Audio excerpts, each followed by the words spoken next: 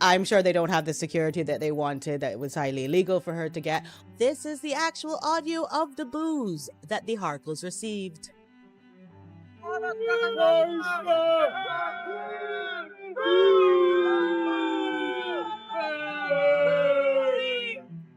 You talk about a woman bringing the ghetto into the royal family. This right here is on full display ghetto, what is happening. Where was Meghan when he lost his rabbit case, when he sat down and was reaming the royal family to the BBC? Meghan mysteriously disappears. When Harry is going through difficult times, Meghan is MIA. She's nowhere to be found. Meghan Markle spent several days in the country. Her husband has always called home, yet something about the entire visit stood out almost immediately. Not because of what people saw, but because of what they didn't see. There wasn't a single clear public appearance, no quick wave outside a building, no photo from a car window, and not even one blurry paparazzi picture making the rounds online. For a family that constantly attracts attention wherever they go, that kind of silence is hard to ignore. Everyone is asking the same question: what changed?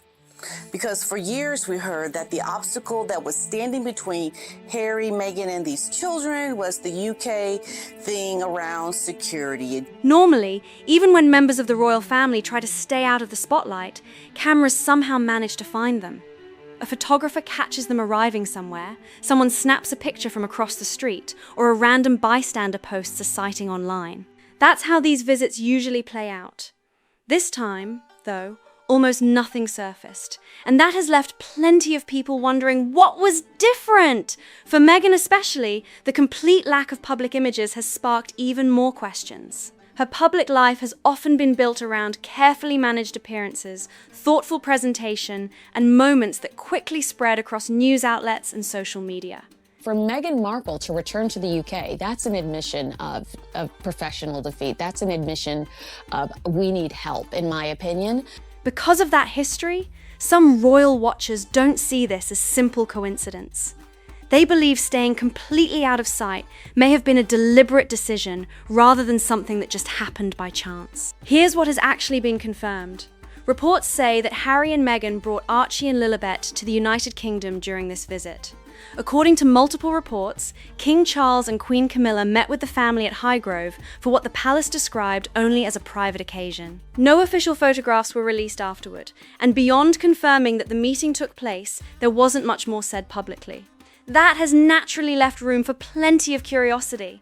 Reports have also claimed that the children arrived separately from Meghan instead of the whole family entering together. Whether that detail carries any larger meaning remains unclear, but it has certainly caught the attention of royal commentators. We are as well, to see if they'll come on stage and show themselves, but I doubt it. I really don't think so. I mean, the trip has really been a train wreck, as Kinsey says, and I don't know if Meghan wants herself associated with this massive loss. I mean, how can we trust anything Harry ever says again? At the same time, it has been reported that Harry had only seen his father in person a handful of times over the last 2.5 years. With that in mind, the meeting between father, son, and grandchildren becomes a genuinely personal moment, regardless of everything else surrounding the royal family.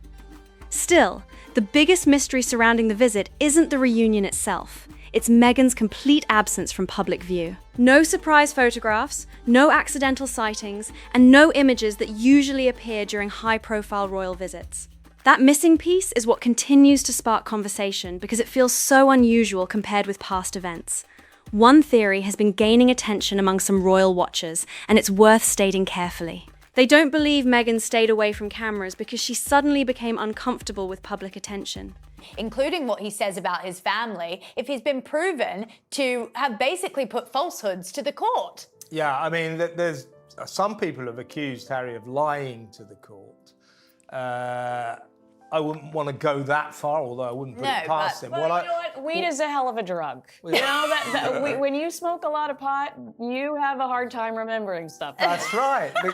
Instead, they think every appearance was being considered very carefully, with a clear awareness that the moment she steps back into public view, every expression, every outfit, every interaction, and every photograph will be analysed from every possible angle. Whether that theory is correct or not hasn't been confirmed, but the complete lack of public images has certainly given people plenty to talk about. Now think about what Meghan would actually be stepping back into if she decided to make a public appearance in the UK. That's where a lot of the discussion really begins. For years, she and Prince Harry have publicly argued that Britain is not a safe environment for their family without the level of security they believe is necessary. This wasn't just a passing remark during an interview or a brief comment that disappeared from the news cycle. It became part of a long-running legal and public debate that has been followed closely around the world. The issue eventually reached the courts and became a serious legal matter involving the level of protection Harry and his family could receive while in the UK.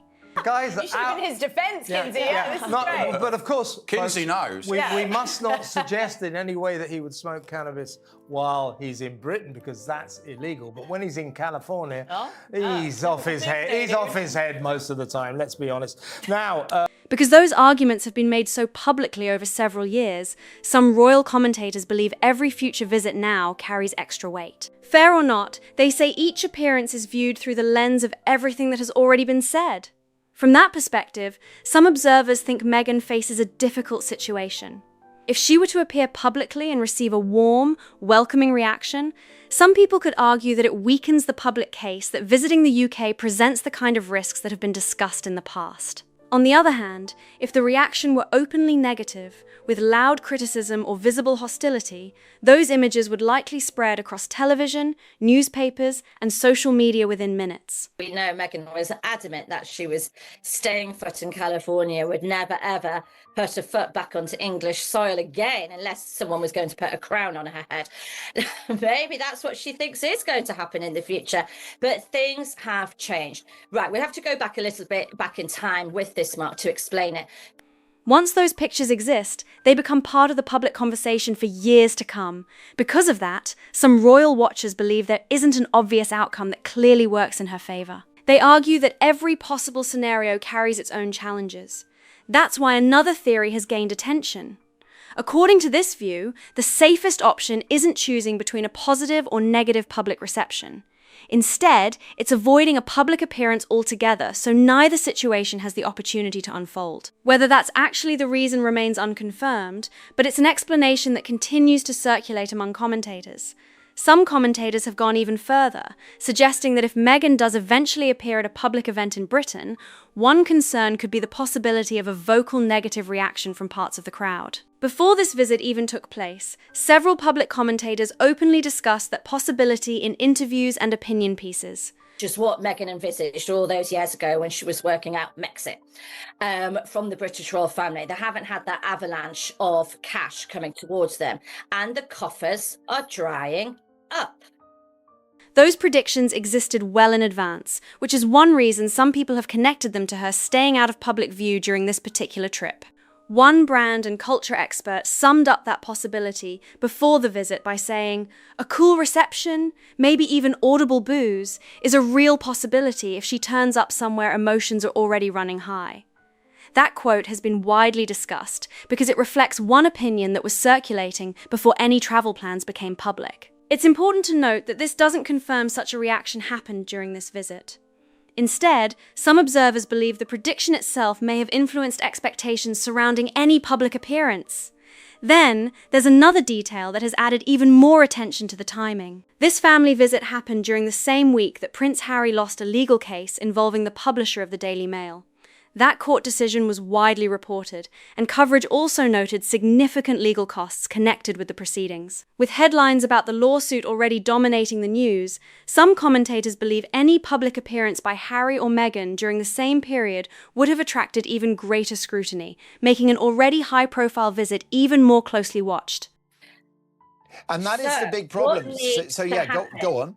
What needs to happen, Mark? The coffers are drying up. Meghan's astute.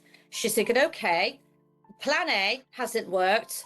I don't want to have to do it, but I'm going to have to try and swap to plan B. And plan B is we've got to curry favour again with the king because we may one day need to call on his services. Harry reacted strongly after the court ruling, describing it as a complete and obvious whitewash. Those were his own reported words, and they quickly became part of the headlines surrounding the case. Because the legal decision received so much media attention, the timing of the family's visit immediately became another topic of discussion. Some royal commentators believe that if Meghan had made a public appearance during that same week, the focus wouldn't have been limited to the visit itself. Instead, they argue that every appearance, every photograph, and every interaction would likely have been viewed alongside the court decision and Harry's public comments. Whether that would have changed public reactions is impossible to know, but many believe it would have created an even more intense media environment than usual. That's one reason some observers think this may have been one of the most challenging moments in recent years to step into the spotlight. If the theory that Meghan wanted to avoid becoming the center of another major public debate has any basis, then this timing would naturally become part of that calculation. What will Meghan make of this defeat in the High Court yesterday, which, by the way, is on top of January 2024, when Harry withdrew his legal action against the publishers of the Mail on Sunday in regard to their coverage of his request for armed royal protection. He changed his mind on that one, and he had to pay £750,000 worth of costs of the Mail, and probably the same amount for himself. So he's been here before. Yeah. It's important to remember that this remains speculation rather than a confirmed explanation. Still, the overlap between the legal headlines and the family's private visit has certainly fueled discussion among royal watchers. There's another angle to all of this that hasn't received nearly as much attention, and it involves finances rather than public appearances. This part of the conversation is more complicated because some details have been reported while other claims remain unverified and continue to circulate as speculation. Separating those two categories is important because they shouldn't be treated the same way. During roughly the same period, Harry was also connected with Invictus Games Foundation activities in the UK.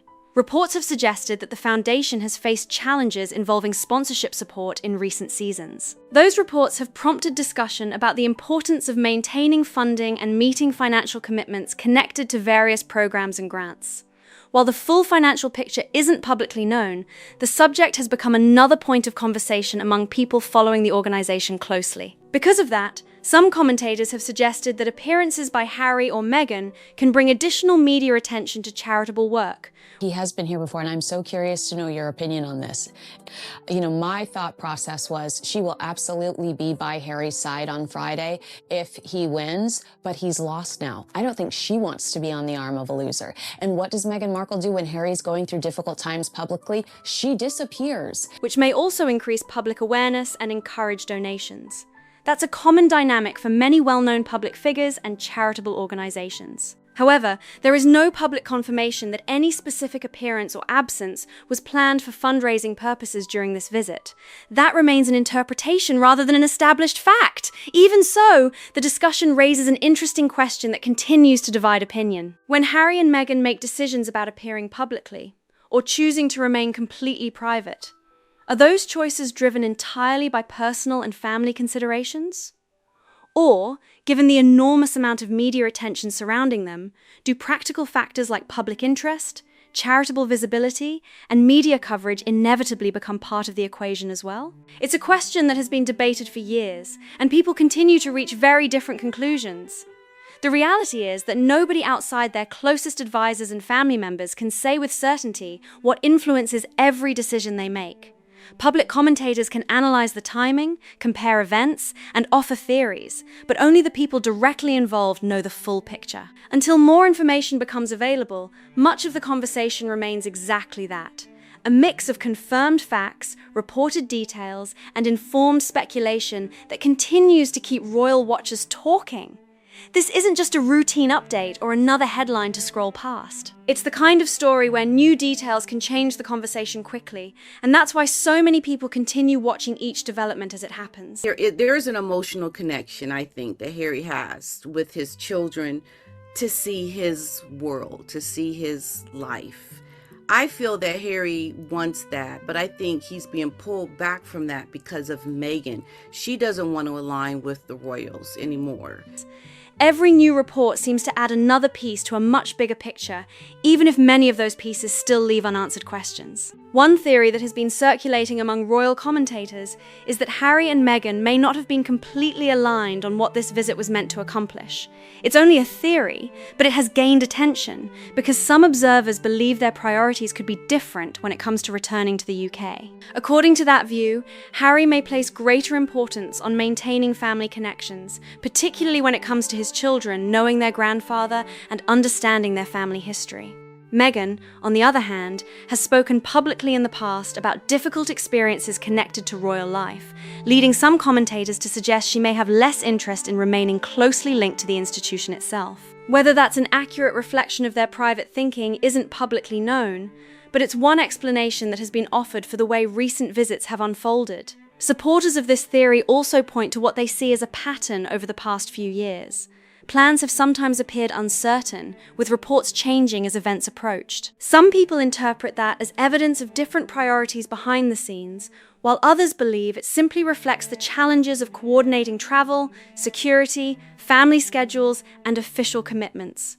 And so Harry is doing what he has to do. I believe his obligation to trying to get this footage for the Diana documentary, but I also believe that Harry wants his children to have a life that includes what Harry knows and what is close to him and how he was brought up.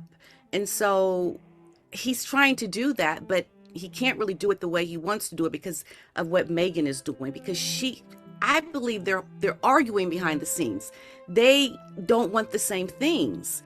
Without direct confirmation, both interpretations remain speculative. Another detail that has fueled discussion is how differently Harry and Meghan approached public visibility during this visit. Harry was seen attending public events, speaking openly, and appearing before cameras as part of his schedule. Meghan, by contrast, remained completely out of public view throughout the reported trip. That contrast has become one of the biggest talking points because it was so noticeable. Some commentators see it as a deliberate strategy, while others caution against reading too much into it without additional information. There's also an interesting comparison that some observers believe deserves more attention. Conversations about Meghan are often framed alongside Princess Diana, but several commentators argue that another comparison may be more relevant in this specific situation. Instead of looking backward, they suggest looking at how Harry and Meghan handled the very same week. Harry appeared in court, faced an unfavorable legal outcome, responded publicly afterward, and allowed the entire process to unfold in full view of the media. His comments and reactions became immediate headlines, and the public watched every stage of the story. Meghan, meanwhile, remained entirely out of sight during the same period. And this is why when we hear about the security and everything, it makes no sense, because it's a lie, Dan. It's a complete lie. It is Meghan making these problems for Harry, and he looks like the idiot because we know there's no security threat. There's no problem. But I do believe Harry wants his children to have some connection with his father. I believe that. If the theory that she intentionally avoided public appearances is correct, then the contrast between their approaches becomes especially striking. One faced the cameras despite difficult headlines, while the other left virtually nothing for photographers or television crews to capture, creating two very different public narratives from what was ultimately the same family visit. During the same stretch of headlines, the contrast between Harry and Meghan became even more noticeable. Harry faced a very public legal setback, spoke to the media afterward, and allowed the cameras to capture every part of the moment. Meghan, meanwhile, remained completely out of public view. As a result, some commentators have described it as two very different ways of handling the same wave of attention. One person remained in the spotlight despite difficult headlines, while the other stayed almost entirely outside it. How people interpret that difference depends largely on their own perspective. Some see it as careful planning and disciplined media strategy. Others believe it raises questions about why such an effort was made to avoid any public appearance. Opinions are deeply divided, and that divide becomes obvious whenever Harry and Meghan return to the news. Every new development seems to generate thousands of comments from people who have already formed strong views, whether supportive, critical, or somewhere in between. Alongside the confirmed reporting, there have also been various claims circulating online about finances connected to the Invictus Games Foundation. It's important to separate rumor from established fact here. Some online posts have alleged that foundation-related funds were used for personal expenses, including clothing and wardrobe costs. Just the movements, the way they move, the way they talk is so erratic. You know, from a statement saying, a leaked story in The Sun saying, I'm coming and I'm bringing my family, and how exciting is that? To then throwing his toys out of the pram saying, we're not coming because we haven't got the security, but they knew that they didn't have the security. However, those claims have not been established as fact, and there has been no public finding confirming that such allegations are true. Because of that, those claims should be treated with caution. Repeating unverified allegations as though they are proven would be unfair and misleading. At the same time, their existence has become part of the wider online conversation surrounding Harry and Meghan, particularly during this visit. Whether accurate or not, rumours can influence public discussion simply because they circulate so widely. Some commentators argue that this broader media environment may help explain why Meghan stayed completely out of sight during the trip. Their theory isn't necessarily centered on avoiding a negative crowd reaction alone. Instead, they believe every new image would immediately be viewed alongside existing headlines, legal disputes, public criticism, and ongoing speculation. In today's media landscape, a single photograph can quickly become the focus of countless articles and social media debates, with people attaching their own interpretations almost instantly. From that point of view, remaining unseen could be viewed as a way of limiting new material for public scrutiny. That doesn't confirm any particular motive. And it all seems to be that, you know, he wasn't getting what he wanted, so he uses press. And this is another big thing about press, Paula. You know this. You cannot use press on your whim. You can't use press as a tool to satisfy your whim. But it is one explanation some royal watchers have suggested. They argue that if and when Meghan chooses to appear publicly again, she may prefer to do so at a time and place where the circumstances are more predictable and the focus is on an event she has intentionally chosen, rather than an unexpected photograph taken by a passerby or shared online without context. Meanwhile, another reported development has also attracted attention. According to published reports, Harry may visit Althorpe House, the Spencer family's historic estate, ahead of the 30th anniversary of Princess Diana's death. Reports have also suggested that the visit could be connected to gathering material for a documentary project. Those reports have not been officially confirmed, but they have added another layer of interest to an already closely watched period for the Duke and Duchess of Sussex. Another reported detail has added even more interest to the story.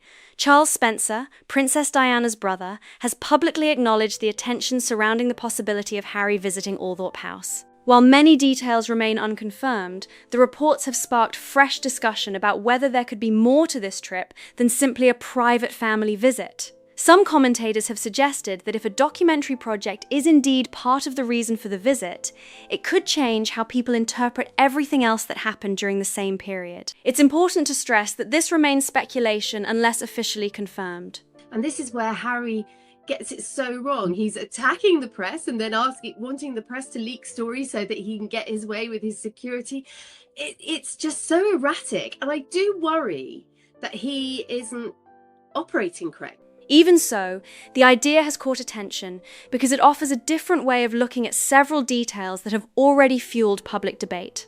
From that perspective, the unusually low public visibility, the reports of separate arrivals, and Meghan's complete absence from photographers' lenses could all be interpreted as part of a carefully managed media strategy rather than a series of unrelated events. Supporters of that theory believe that if footage is being recorded for a future project, controlling exactly what is seen, and when it is seen, would naturally become a priority. If that were the case, the public might not see any of those moments until a documentary or another official production is eventually released. At this stage, however, there is no public confirmation that this is what happened. What's especially interesting is that several different explanations could exist at the same time without necessarily contradicting one another. Some royal watchers think Meghan stayed out of sight because she wanted to avoid becoming the centre of another intense public reaction. Others believe she may simply have wanted greater control over how and when any new images appeared. Still others have suggested that Harry and Meghan may have approached the purpose of the visit from different perspectives. I think it goes even further than them making money now, Paula. as I said when we started talking, I think that it's beyond brand Sussex. I think it's gone into a constitutional thing right now, and I think there's going to be a few of those men in grey suits scratching their heads and thinking, this all has to stop. None of those ideas have been confirmed, but each has become part of the broader conversation surrounding the trip. That overlap is one reason this story continues to generate so much attention. Instead of pointing clearly toward one obvious explanation, the available information allows room for multiple interpretations. Each theory attempts to explain the same outcome. No public photographs of Meghan, no official appearance, and no public comments from her during the visit. Whether that was the result of careful planning, a desire for privacy, or something else entirely remains unknown. Some commentators argue that when a single theory tries to explain an absence, it's simply one possible interpretation. But when several different theories all arrive at the same conclusion, that staying completely out of public view may have been the preferred option. It naturally encourages even more discussion. That doesn't make any one explanation correct, but it does help explain why so many people continue analysing the visit from different angles, and why the story has remained in the headlines long after the trip itself. If you're following this story closely, and you've noticed a detail that hasn't received much attention, it's always interesting to compare it with the timeline of confirmed events. Sometimes a small observation or a connection between publicly reported dates adds useful context to an ongoing story, especially as new information continues to emerge. So where does all of this leave the story today? That's the question many royal watchers are still asking. After weeks of reports, legal headlines, and speculation, people are trying to figure out what the bigger picture actually looks like. While there are plenty of theories circulating, only time will reveal which, if any, accurately explain what happened during this visit. One of the most talked about ideas continues to be the theory that concerns about public reaction played a role in Meghan staying completely out of sight. If that interpretation is correct, some commentators believe future visits to the UK could follow a similar pattern for the foreseeable future. They argue that maintaining a low public profile would be consistent with the security concerns Harry has raised through public statements and legal proceedings.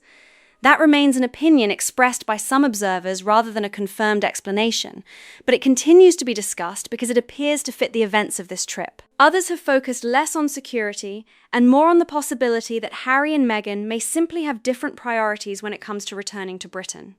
According to that view, Harry may continue attending public engagements, charity events, or family gatherings, while Meghan chooses to remain private or avoid public appearances altogether. If that pattern continues, it would naturally lead to more visits where one is highly visible while the other stays completely outside the spotlight. Whether that's the result of personal preference, practical planning, or another reason entirely isn't publicly known.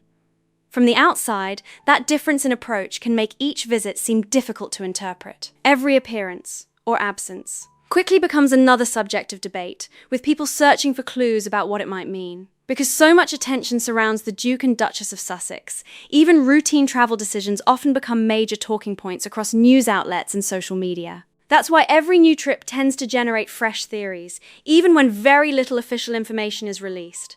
When everything is separated into confirmed facts and ongoing speculation, the confirmed picture is actually much simpler than the surrounding debate. Harry returned to the UK. Reports stated that Archie and Lilibet were also there. King Charles and Queen Camilla reportedly met with the family during a private visit at Highgrove, and Meghan was not seen in any public photographs or official appearances during that period. Beyond those reported and confirmed details, much of the discussion continues to be shaped by interpretation rather than definitive answers, and that's exactly why the conversation shows no sign of slowing down. When everything is put side by side, the contrast is hard to miss. Harry returned to the UK, appeared in court, lost a high-profile legal case that attracted widespread media coverage, spoke openly afterward, and allowed every stage of the story to play out in front of cameras. Whether people agreed with him or not, there was no mystery about where he stood because the entire sequence unfolded in public view. Meghan's reported visit created a very different conversation.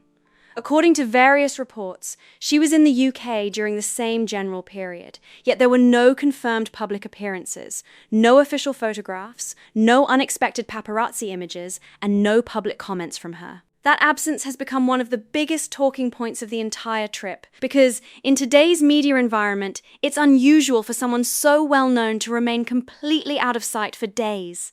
For decades, the royal family has lived under constant public attention, where every appearance is analysed and every photograph becomes part of a larger story. In that kind of environment, what isn't seen can sometimes generate just as much discussion as what is seen. That's exactly why Meghan's absence has sparked so many different interpretations from commentators and royal watchers alike. Was it simply a decision to protect her privacy? Was it a carefully planned media strategy? Was it connected to ongoing security concerns, the timing of Harry's legal case, or another reason entirely? At this point, there isn't enough publicly confirmed information to answer those questions with certainty. What is clear is that one decision, or one circumstance, ended up creating far more discussion than almost any public appearance might have. As more information emerges, the full picture may become clearer. Until then, the story remains a mix of confirmed facts, reported developments, and competing theories that continue to keep people talking. Whatever the real explanation turns out to be, this visit has once again shown that sometimes the biggest headline isn't about what everyone saw. It's about what nobody saw at all. If you enjoyed this breakdown, make sure to like the video, subscribe to the channel, and turn on notifications so you don't miss future updates as this story develops. And I'd love to hear your thoughts. Do you think Meghan staying completely out of public view was mainly about privacy, media strategy, security concerns, or a combination of all three? Let me know in the comments below.